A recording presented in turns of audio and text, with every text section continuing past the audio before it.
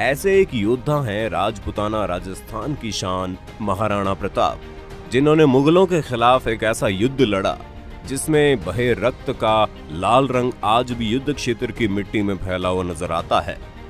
तो आखिर कौन सा है वो युद्ध जिसमें अकेले प्रताप ने मुगलों को चने चबवा दिए, लेकिन वो जीत कर भी विजयी नहीं हुए?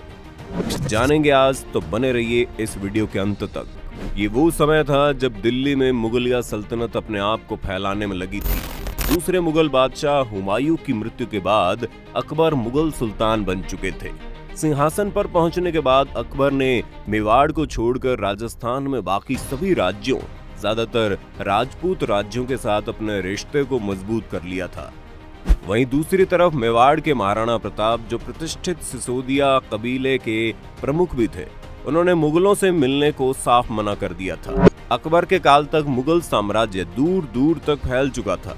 ऐसे में छोटे से मेवाड़ का उसकी अधीनता स्वीकार न करना अकबर को बुरी तरह परेशान कर रहा था, क्योंकि महाराणा प्रताप ने साफ कर दिया था कि मेवाड़ कभी मुगलों की अधीनता स्वीकार नहीं कर सकता, भले ही स्वाधीनता की उसे कुछ भी कीमत चुकानी पड़े। अब चूंकि अकबर के लिए मेवाड़ एक ऐसा राज्य था जो गुजरात में व्यापार और वहां साम्राज्य विस्तार के लिए बहुत जरूरी था, इसलिए वो महाराणा प्रताप के पास एक एक करके कई राजदूत भेजने लगा ताकि महाराणा उनसे संधि कर ले। लेकिन ऐसा नहीं हुआ, जिसका सीधा मतलब ये था कि महाराणा और अकबर में युद्ध होगा ही। जैसा सोचा गया वैसा ही हुआ और 18 जून 1576 को दोनों सेनाएं हल्दी घाटी के मैदान में आमने सामने थी। सेना को सजा लेने के बाद दोनों पक्ष एक दूसरे की पहल का इंतजार करने लगे। मान सिंह मुगल सेना को लीड कर रहे थे। मान सिंह चूंकि उसी इलाके से आता था, इसीलिए वो राणा की ताकत को भूला नहीं था, इसलिए आगे बढ़कर आक्रमण करने की भूल वो कभी नहीं कर सकता था। वो जानता था कि राणा के सैनिक हर पहाड़ी पर तीर कमान लिए बैठे हैं, इसलिए अगर वो अपने स्थान से हिला तो उसके सैनिक बिना पहल किए ही मार दिए जाएंगे। इसलिए वो चाहता था कि प्रताप मानसिंह पर आक्रमण करे और मानसिंह के घुड़सवारों, हाथियों और पैदलों की सेना के जाल में फंस जाए। चूंकि ये एक पहाड़ी इलाका था जिसमें अकबर की तोपें अधिकतर कारगर साबित नहीं हो सकती थी, इसलिए भालों से लड़ने वालों के सामने तलवारों से लड़ने वालों को भेजा गया। उधर मानसिंह सेना सजाकर खड़ा था और इधर महाराणा प्रताप अपनी जमीन पर दुश्मन की सेना को देखकर क्रोध से उबल रहे थे। वो उनके खिलाफ तत्काल कार्रवाई करना चाहते थे। ऐसे में जब मानसिंह अपने स्थान से नहीं हिला तो प्रताप सिंह ने आगे बढ़कर धावा बोलने का फैसला कर लिया। सूरज आकाश की मुंडेर पर चढ़कर हल्दी घाटी में हो रहे हलचल को देख ही रहा था कि अचानक हल्दी घाटी में हर हर महादेव का घोष हुआ और प्रताप की सेना मानसिंह की सेना की तरफ दौड़ पड़ी। भाले चमक उठे और बख्तरबंदों की जंजीरें खनखना उठी। रणभेरी बजने लगी और घोड़ों ने जोर से हिनहिनाना शुरू कर दिया। हाथी भी अपनी सूंडें उठाकर चिंगाड़ उठे। अभी मानसिंह के सिपाही भौचक्के होकर स्थिति को समझने का प्रयास कर ही रहे थे कि राणा के योद्धा एकाएक मानसिंह पर आक्रमण करने लगे। मानसिंह ने भी स्थिति को देखते हुए आक्रमण शुरू कर दिया। दिन निकलने के कोई 3 घंटे बाद प्रताप की सेना का हाथी मेवाड़ का केसरिया झंडा फहराता हुआ घाटी से निकला। अब राणा ने मुगल सेना पर सीधा आक्रमण किया। उस समय मुगलों की सेना हल्दी घाटी के प्रवेश पर खड़ी थी, जो अब बादशाह का बाग कहलाता है।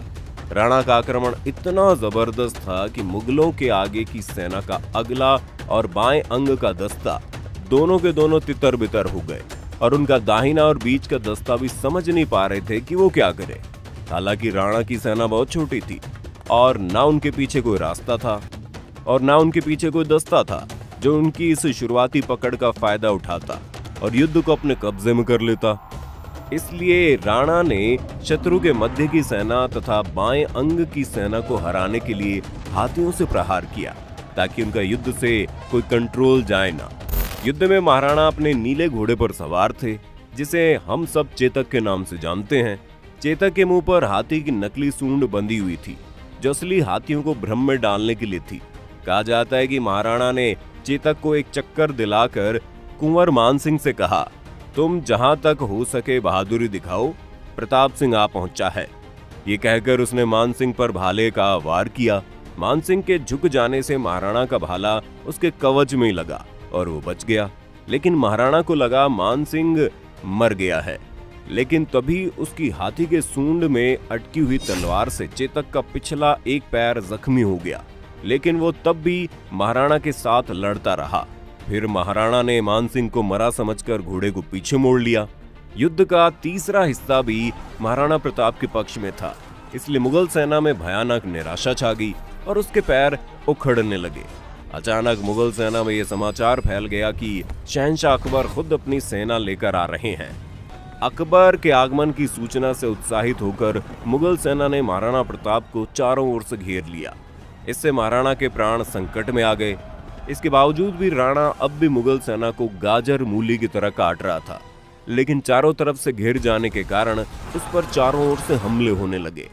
इस तीसरी और अंतिम मुठभेड़ में महाराणा प्रताप के शरीर पर 7 घाव लगे। 3 घाव भाले से, 1 घाव बंदूक की गोली से और 3 घाव तलवारों से। चूंकि अब प्रताप घायल हो चुके थे, इसलिए उन्हें लगा कि अब मर जाएंगे। तभी ऐसे में सरदार मन्नाजी झाला ने राणा का मुकुट खुद पहन लिया और प्रताप को सही सलामत युद्ध भूमि से बाहर निकलवा दिया। वहीं मुगल सेना ने मन्नाजी को राणा समझकर निशाना बनाना शुरू कर दिया। फिर भी प्रताप युद्ध क्षेत्र छोड़ने को तैयार नहीं हो रहे थे, लेकिन प्रताप के स्वामी भक्त सामंतों और सैनिकों ने चेतक की बागडोर अपने हाथों में ले ली और उसका मुंह मोड़ दिया। पीछे हल्दी घाटी थी, उसमें से निकलकर वे घायल प्रताप को सुरक्षित स्थान पर ले गए। इधर युद्ध में मुगलों ने मन्नाजी झाला को प्रताप समझकर उसके संघर्ष को खत्म कर दिया और इसी के साथ उसके गिरते ही युद्ध समाप्त हो गया। युद्ध के विजेताओं के बारे में आज भी इतिहासकार कई मत देते हैं, जिनमें से कुछ लोग तो ये कहते हैं कि जिस तरह से मुगल पर प्रताप का आक्रमण था और मात्र 4 घंटे के इस युद्ध में पूरी मुगल सेना लगभग बर्बाद हो गई और इसे एक तरह से महाराणा और उसकी सेना को ही विजयी मानना चाहिए। इसके साथ ही चूंकि प्रताप खुद घायल हो गए थे और मानसिंह भी मरा नहीं था, इसलिए कुछ लोग ये भी कहते हैं कि अकबर की सेना ये युद्ध जीत गई। खैर, जीत और हार जिसकी भी हुई, लेकिन कहते हैं कि हल्दी घाटी के ऐतिहासिक युद्ध के बाद महाराणा प्रताप का स्वाभिमान काफी डगमगाने लगा, उनके हौसले कमजोर पड़ने लगे और ऐसी अफवाह फैल गई कि महाराणा प्रताप ने अकबर की अधीनता स्वीकार कर ली है। तभी बीकानेर के कवि पृथ्वीराज राठौड़ ने महाराणा को पत्र लिखकर उनके स्वाभिमान को फिर से जगा दिया, जिसके बाद महाराणा प्रताप को मरते दम तक अकबर अधीन करने में सफल ही रहा।